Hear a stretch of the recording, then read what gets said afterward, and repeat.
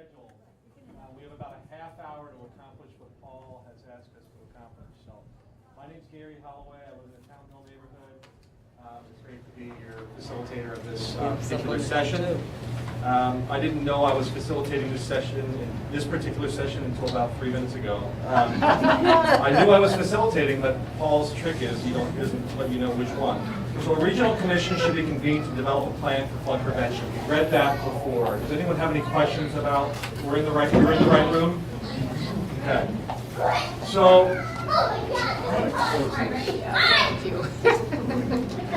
we'll be all right just a minute. They're just passing. So we have about 10 minutes here to talk about what, so let me back up. The goal of this is to develop a couple, 2-3 action steps that we can actually recommend to the commission that's going to be formed, which will need a bunch of volunteers to get behind. And I'm going to pass around, maybe I'll do that now, and I'll start passing around a sheet. And this sheet's meant for you to get more information, okay? And hopefully get behind as the commission forms and these ideas start to kind of come to fruition. So rather than wait to the end, I'm going to go ahead and just pass this around, and please sign up. This is so you can stay in the loop with what's happening. We're going to spend 10 minutes talking about what steps are necessary to take right now to kind of get this moving. So I'm going to give everyone a voice here, so let's be relatively short so we can make sure that everyone has a chance to speak. Yes, ma'am. I think a first step would be to find out what persons or bodies or organizations already exist which have knowledge and or authority over riparian management. I should mention, we have a scribe here who's taking notes so that we don't lose any of these thoughts. Yes, ma'am. I guess I'm Cindy. I guess I feel there's a step even before that, which is who is going to do this work actually. You know, commissions are often where ideas go to die, and that cannot happen in this commission. Can I ask a question to the group? It was mentioned in the larger group that there was an existing structure already around such a thing. Right. Can someone speak to that just so we can record maybe who might be doing some of this work already? Sure, I can speak a little to it. Christian Meyer, Executive Director of the Central Vermont Regional Planning Commission. We're 23 towns here in Central Vermont and a few towns up in Orange County. Covers much of the Winooski Water Basin. Michelle Veronica Plunky next to me, Director of Friends of the Winooski. So we do have the structure where governments are meeting regularly, monthly, to come together and talk about these intermunicipal issues and how to confront them.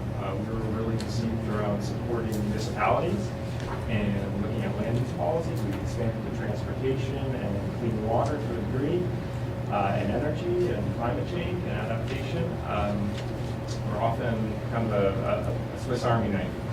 Whatever tool you need, you can pull it out and Can I just ask, are you a body that could identify the appropriate experts and marshal them? Like, am I looking at the people who would be leading this effort, or does there need to be something on top or different from your body? I can't speak to that directly. I mean, it could be our body, but I don't want to assume that one, that addresses the needs of the residents of Montpelier, or two, that we're necessarily the best suited for. There are other organizations. I mentioned Friends of the Winooski. There's the Natural Resources Defense Council. There's also state agencies like DEM. They want to be addressing the Memorial watershed, as well as the Winooski, as well as the Black River, etc. So it might be part of a bigger thing. We can definitely host a group like that. We do that conditionally, but I think it's for the community to come together and make that decision if we're the best place to go. Maybe to dispel so acronyms can get lost a little bit. So Vermont Emergency Management is the Yes, sorry. No, it's okay. So just making sure we can capture that. Others, Michelle? I would just say, you know, this, I've worked with the river for 25 years, and I know only about a tenth of the people in this room. And I think it's fantastic that so many people are interested in the river. And so that would be a reason I would say not to just hand it off to Christian or me or us to work on this, because I think it's important that as many people who want to be involved are able.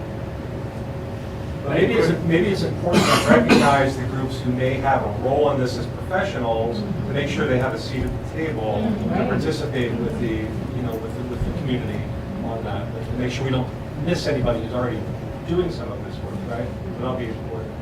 I'll just throw another name out there. I work as an administrative assistant for the Vermont River Conservancy, so we're already doing a lot of this work. Other initial first steps? I think quantifying the challenge from flooding, rain event flooding, and from ice jam flooding. And we can get the data from this last flood, from all the gauges on the Winooski and the North Branch and the confluence, and then get climatologists and hydrologists, whomever, to come up with the worst case scenario. When the next storm or another big storm is 20, and the air is 20 degrees warmer, so we're going to have exponentially more rainfall. What's that? Is it too much to even contemplate addressing, or is it within our means to come up with a plan to know what the greatest probable rain event will be, and the flows coming in through the Winooski and the North Branch, and then exiting from the confluence downstream? Can we determine whether or not we can increase the capacity, the flow capacity of the Winooski from the confluence downstream to accommodate that worst case scenario where we don't flood again? But we don't know that yet. So let's figure that out. So another thing, and this kind of goes with what you were saying at first, is also getting in touch with those other municipalities that already have these commissions or organizations happening, and it's not just upstream, it is downstream, right? Like Richmond's got to be on board as much as Cabot is on board. And so really taking a holistic look at the watershed. One other question for you. I hear that you're meeting frequently about these issues. Are these open to the public, or are these like smaller departmental meetings, or what are the avenues for people to get more involved in? Maybe that's for after this roundtable. Yeah, I'll punt on that one. I think that it's a longer conversation. And I don't even know all the organizations that are already having these conversations. We are engaged in emergency management. There's a regional emergency management plan. But that's not just doing water, it's not just doing river. So it's complicated. I think we'd be sitting at the table along with a lot of other folks, kind of looking at what's already there, creating something new. Other thoughts around kind of initial first steps or actions that can help kind of fuel some of the early stages of this work? I think there's things that we know through Friends of Winooski and the River Conservancy, and from our rivers program that we have, this Department of Environmental Conservation, things that we can do today. We know about rain gardens, we know about impervious surfaces. So I think it's kind of like that one option that was about developing a tool. We could develop a quick list as we're doing these other things. But here are things that towns or just homeowners can do with their own yards that's going to help slow the water down. Not necessarily in the river maybe, but just so it doesn't get to the storm drain, so it doesn't get to the river so quickly. I think that would be a good first step. Nick, do you know that program like that?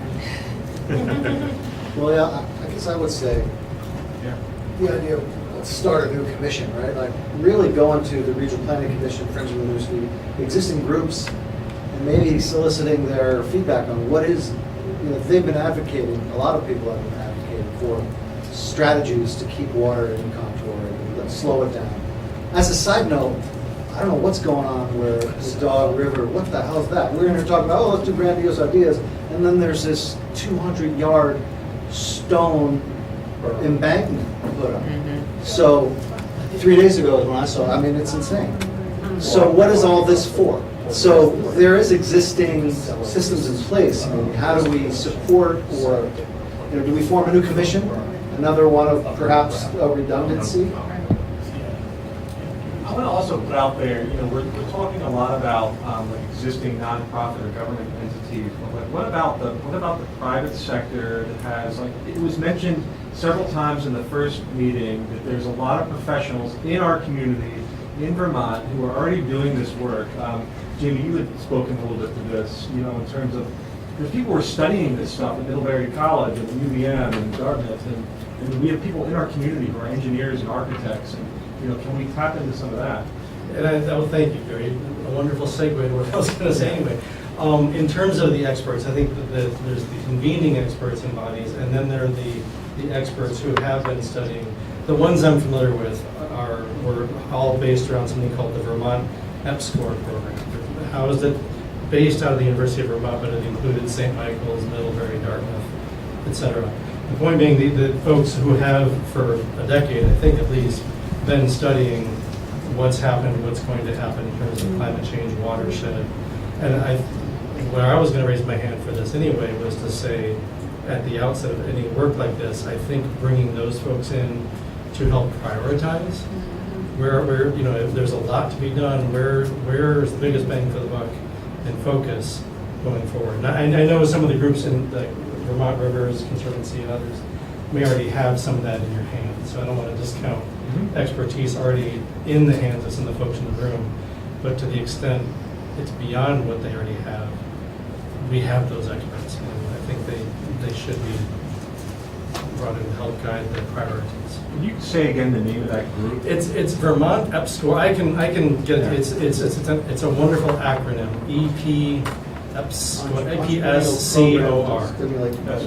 It's a National Science Foundation. Yeah, it's a National Science Foundation to stimulate research in various states around the country. But the point is that one of the foci of the Vermont EPSCoR program in recent years was resiliency in the Chesapeake, excuse me, I used to live in DC, in the Champlain Basin. So, and I interviewed many of them for things I was doing, and they talked all about river, floodplains and rainfall projections and on and on. Great. We got a few more minutes here, here and then here. When we're talking about higher education, let's remember Norwich University. And they have a specific program, civic engagement. It's a huge part of that university is giving back to the community. They have an engineering program, and all that university is all about on-the-ground learning. This kind of works perfect for them. So Jason, I have to pick on you. We have the principal of high school here, and so is there a way that we can engage? It was brought up that it's importance of engaging the youth, engaging the younger population. Like, is there a way that we can capture that in some of this work? Absolutely. We have a strong community-based learning program. And Katie, you're meeting with Matt McLean on Wednesday. That's right? Yep. So we've already started to lay the groundwork of that conversation of how we can attract our students. I think even in the commission next door, getting some new voice onto that commission, they'll be the next generation that carrying on. Vermont River Conservancy was doing a Face of the River class here at the high school with North Branch Nature Center as well. And these students put forward incredible ideas for how we could redesign the town to be friendlier to our rivers. So they're already engaging with these questions. I'd love to, I'm from North Branch, this is Emily Seifert. I'd love to show of hands, how many people have seen the films that these students put together and that were shown in the Pavilion building last winter? So you'll be so inspired. You can go to North Branch Nature Center's website, go to presentations, you'll find it, get some popcorn and spend a couple evenings. Just going back, excuse me, to the whole watershed analysis as well, making sure it's complete. We have so many different sources of information, the university sources, the one that you mentioned, and so taking a coordinated look. One of the things that I think we do need to take a look at is our soils and our forests, because our soils are very, very wet right now, and we really need to take a look at, will they get too wet, and will we lose them that way, for example. So there's a lot of upstream work to do, which will involve other communities as well. And there's so many resources here. So we're about, okay, andLl have time for maybe one more. I just want to point out that, just having been through a lot of these different processes, and having people sign up, as the time goes forward, you have less and less people involved. And so like my question to you all is like, or maybe as an action item, how do we keep the community engaged? This flooding event will go, hopefully stay in the distance for a while, right? Before the next flooding event. But, 5 years, 10 years from now, like we may have forgotten what happened during our year, we may have forgotten. So I just want to kind of emphasize the point of like trying to keep the community engaged in this conversation, and there's burnout in the volunteers and these different commissions and stuff. So just thinking about how we can kind of continually bring in the reinforcements as people are going to step off naturally for other reasons. Is there any other thoughts on action items, just to kind of kickstart? Maybe we'll take one or two more thoughts and then we'll transition. Yeah, I'm Patrick here in Middlesex and just a lay person in all this, so appreciate hearing from all the experts. But I wanted to sort of follow a bunch of ideas, but I think in particular Colin's about sizing the scale of the problem. I know how important rain gardens are and rain barrels and all small scale things like that, but with the magnitude of the issues like expected to be upcoming, I'm afraid they'll just be a drop in the bucket. And so getting that EPSCOR group or whatever it was called, and really like commissioning them to like design a plan that can be responded to, so we really know what that worst case is.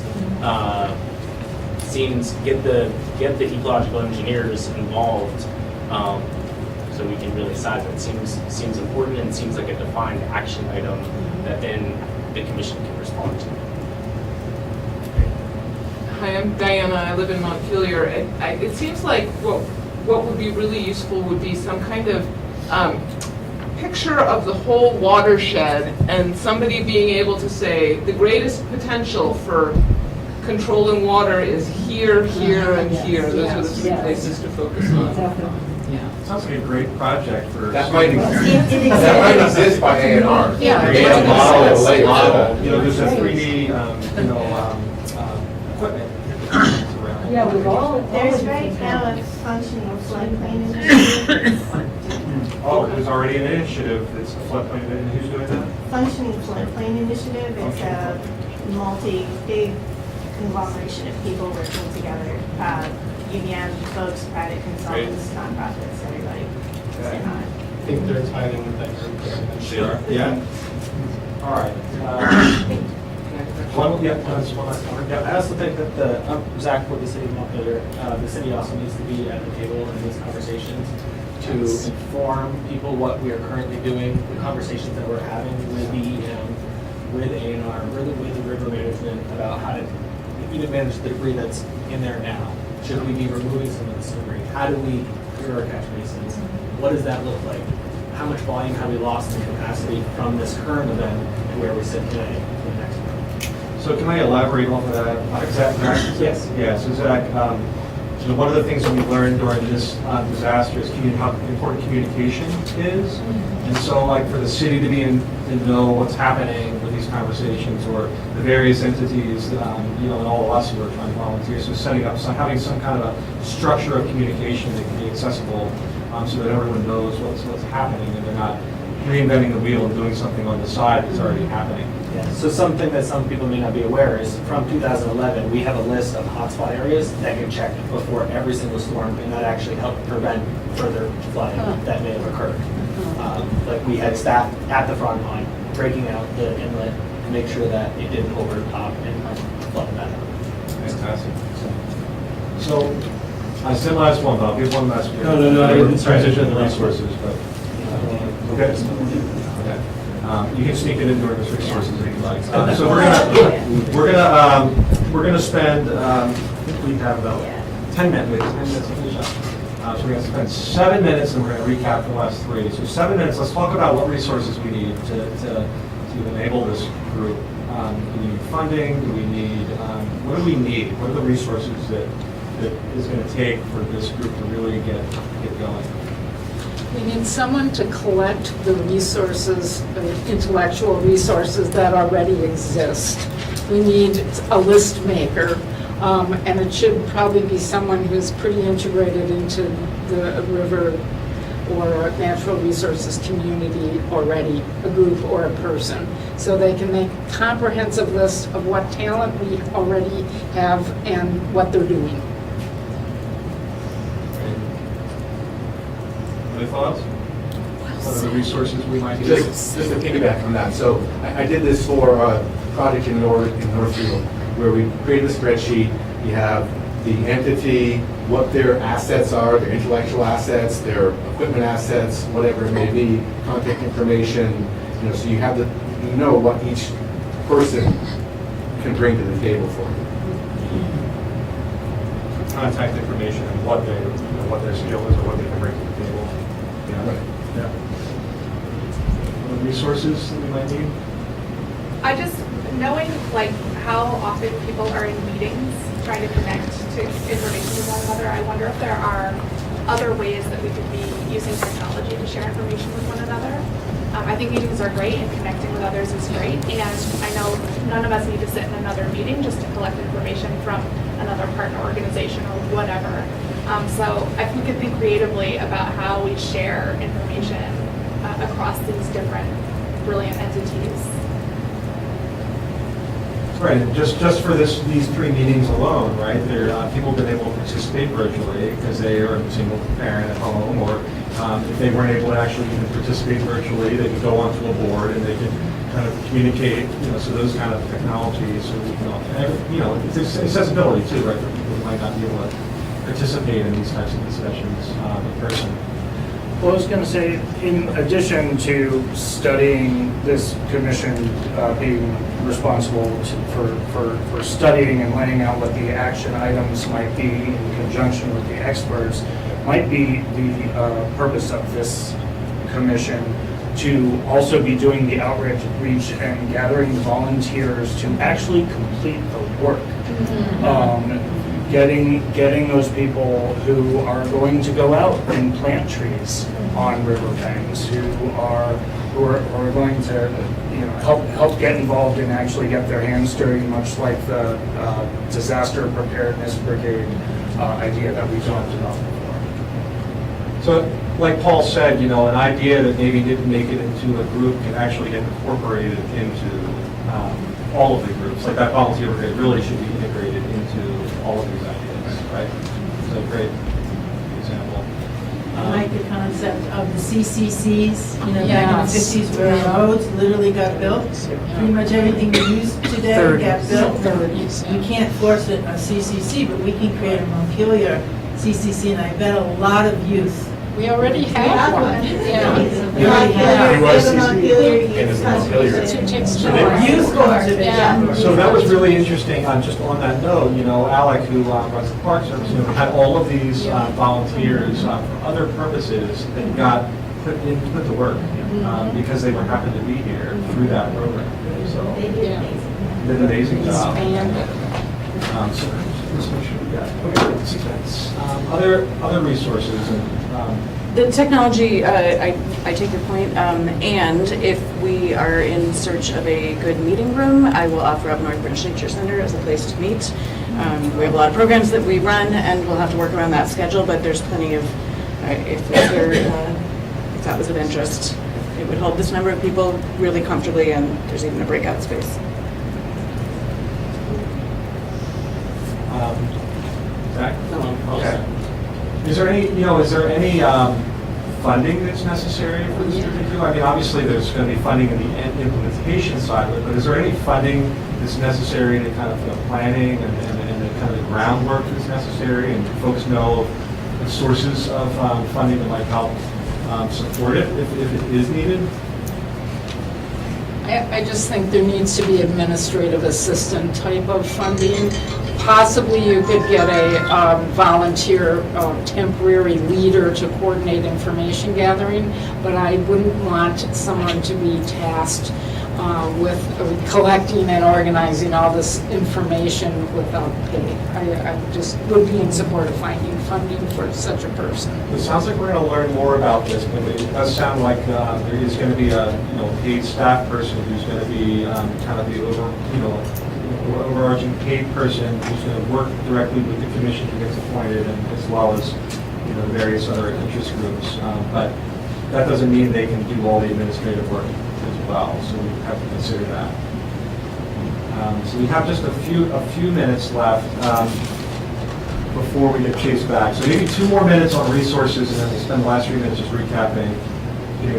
Just on the resources and the finances, I brought it up in that first meeting, and I know I know there's some work bubbling around the state with this, but the concept of outcomes-based financial social impact investing, it's a really powerful investment tool that's being used more and more around the country. It's a great success to fund projects that wouldn't get funded typically, like green infrastructure projects, when the standard bond issue kind of thing doesn't allow for that kind of creativity.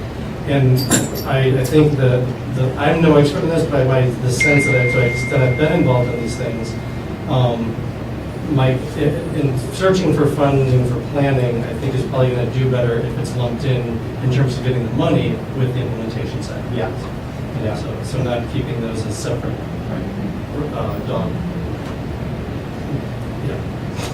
adventures.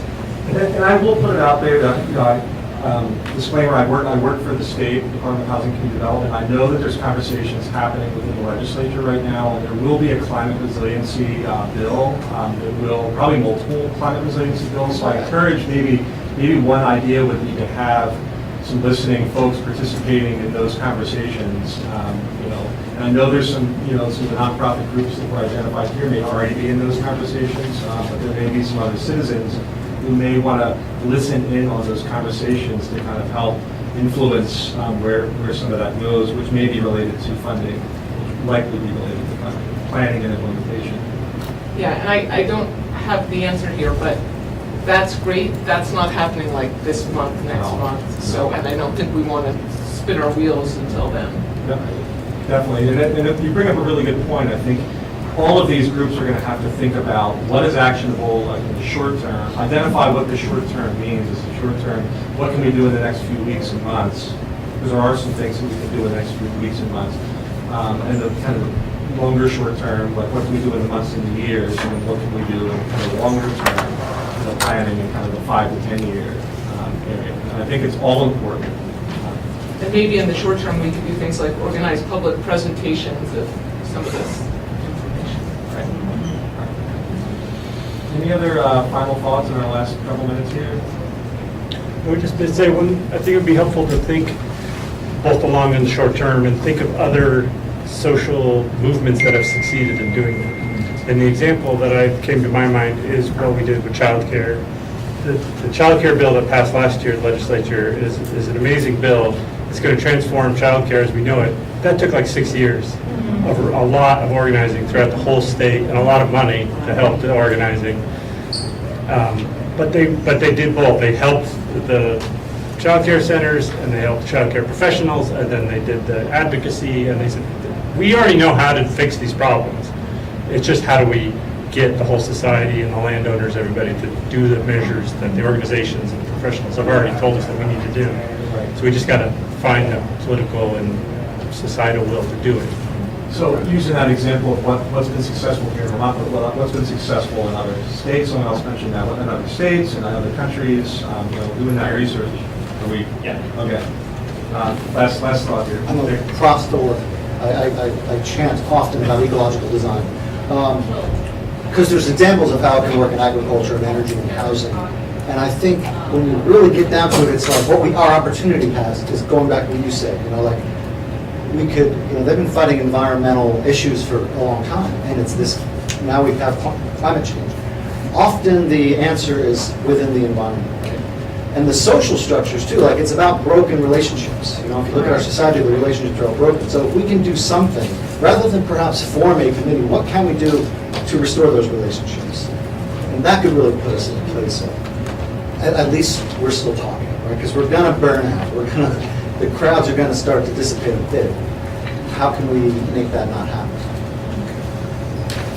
Can you just elaborate just a little bit, like, when you say relationships between? Well, if you look at ecological design, it's about interconnectivity, it's the synergies between things. Yep. And when we design in our culture, we often isolate. So I'm going to put a house here, that's not going to be involved in the water that flows by it. And now 50, 60 years later.